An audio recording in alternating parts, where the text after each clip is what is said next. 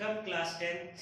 Today I am going to tell you about the next step of voice interrogative sentence WH word. Okay? Be attentive. First of all, I will tell you the structure of WH word sentence.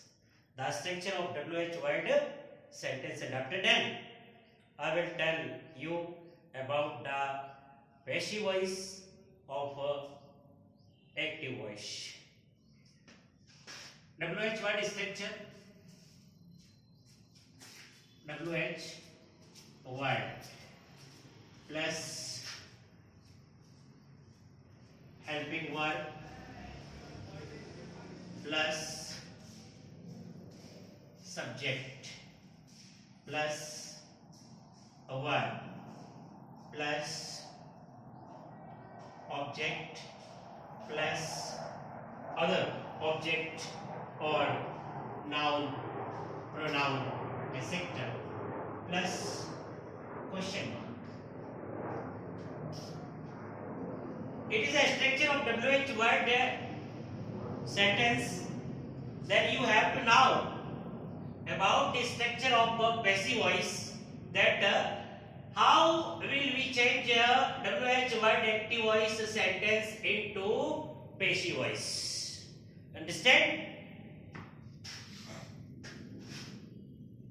Active or passive. अब मैं वास्तविक point पे आता हूं कि WH word का active voice दिया होता है, उसका पैसिव वॉइस किस प्रकार से बनता है, तो उसका स्ट्रक्चर बता देता हूं. सबसे पहले WH word as it is वापस आ जाता है जो क्वेश्चन के अंदर दिया हुआ होता है. उसके बाद वर्ब टू बी टेबल के अकॉर्डिंग हेल्पिंग वर्ब का प्रयोग होगा. उसके बाद ऑब्जेक्ट को पैसिव का सब्जेक्ट बनाओ, ये सब्जेक्ट बन गया. फिर वर्ब थर्ड, ये वर्ब थर्ड आ गई. उसके बाद बाय और बाय के बाद एक्टिव वॉइस का सब्जेक्ट पैसिव वॉइस का क्या बन जाता है, ऑब्जेक्ट बन जाता है. और फिर क्वेश्चन मार्क वापस लगा. यदि इसके अंदर ऑब्जेक्ट के बाद कोई और ऑब्जेक्ट दिया हुआ है तो उसको पैसिव वॉइस में वर्ब की थर्ड फॉर्म के बाद बिठा देंगे. तो देखिए एक्टिव वॉइस का सेंटेंस किस प्रकार से दिया हुआ होता है. जैसे why did Rahul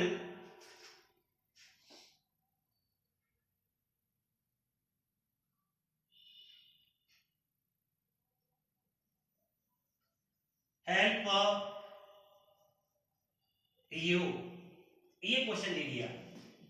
why did Rahul help you, it means Rahul ने आपकी मदद क्यों की थी. Simple question. अब जब हम इसका पैसिव बनाएंगे तो पैसिव का sentence WH word as it is वापस आ जाएगा. इसके अंदर WH वर्ड क्या है, व्हाई. अब लगाना है हेल्पिंग वर्ड. अब इसके अंदर डिड दिया हुआ है, डिड तो वापस आएगा नहीं, तो वर्ब टू बी के अकॉर्डिंग तो डिड दिया हुआ होता है और प्लस वर्ब की फर्स्ट फॉर्म होती है. तो पैसिव वॉइस में हम वाज या वर का प्रयोग करते हैं. तो इसके अंदर इसका ऑब्जेक्ट यू है, यू के अकॉर्डिंग वर्ब का प्रयोग होगा वाई वर.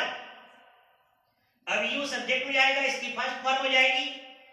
यू की फर्स्ट फॉर्म यू ही होती है, तो वाई वर यू. उसके बाद वर्ब थर्ड, वर्ब क्या, help.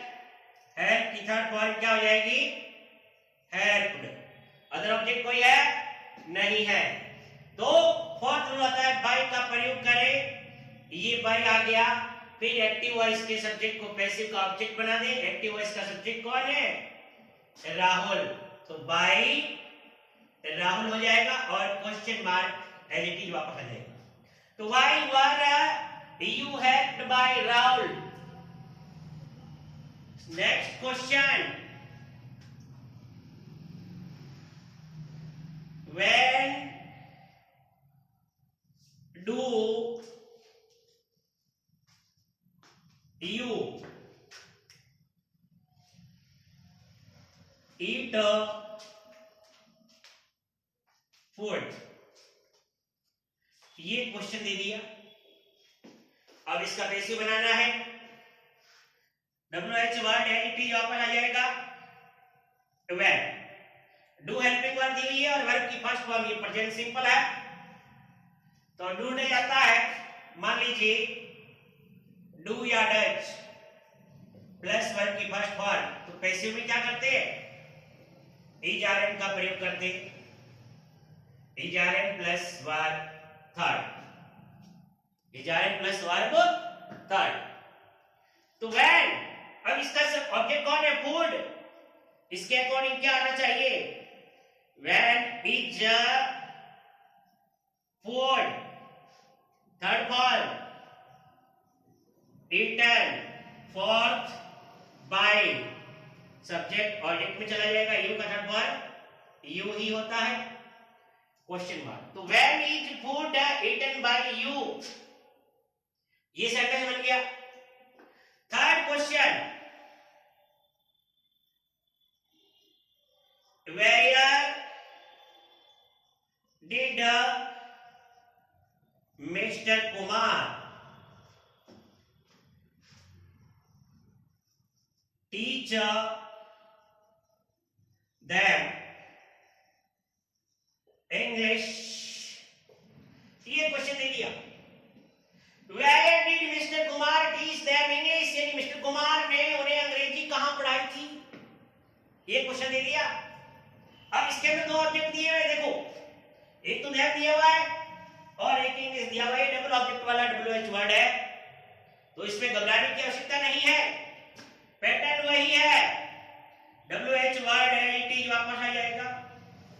Where helping verb did आया है, डिड प्लस वर्ब की फर्स्ट फॉर्म होती है तो वाज और वर आ जाता है।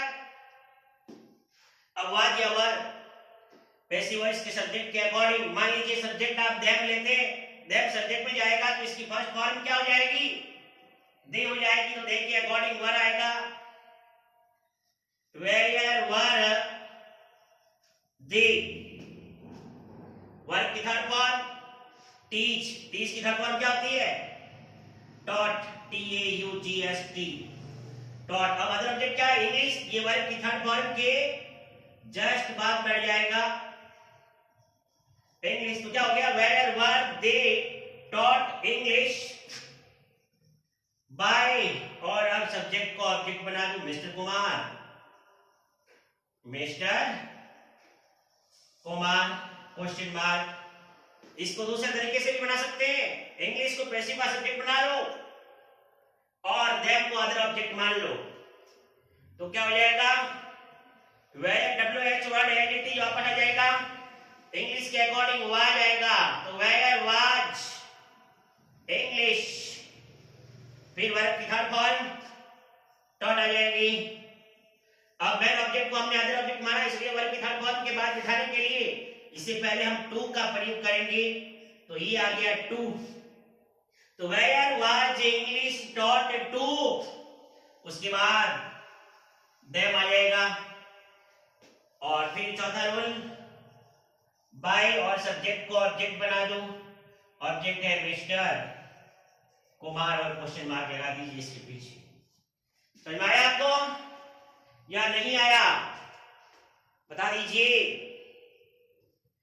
बाकी